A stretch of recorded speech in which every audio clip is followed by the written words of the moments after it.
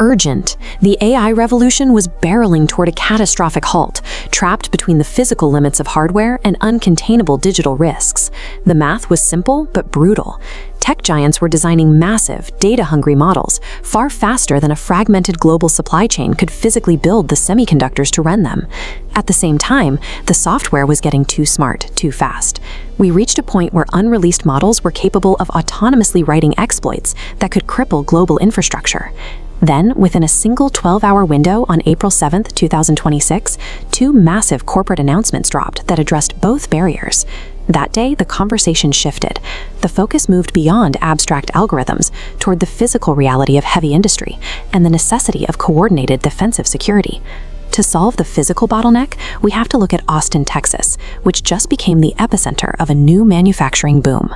Intel officially announced a partnership with Elon Musk's companies to build a massive semiconductor complex at Giga Texas, codenamed the Terafab project. Terafab aims to pull logic, memory, and advanced packaging under a single roof, generating 1 terawatt of compute power every year. This requires a $20 to $25 billion investment, cutting reliance on overseas foundries to anchor AI hardware in a domestic node. The market reacted immediately. Within hours of the announcement, Intel's stock rose approximately 4% during intraday trading. Terafab suggests a new direction for U.S. compute, attempting to replace scattered supply chains with the control of a vertically integrated facility. But generating that much compute is only half the problem. That same day, Anthropic CEO Dario Amodei announced the Claude Mythos preview. Mythos demonstrated an alarming leap in agentic reasoning. It proved capable of autonomously hunting down thousands of unpatched zero-day vulnerabilities in secure software. This visual maps the AI's testing pathways. It found structural flaws in every major operating system, developing functional exploits to breach them.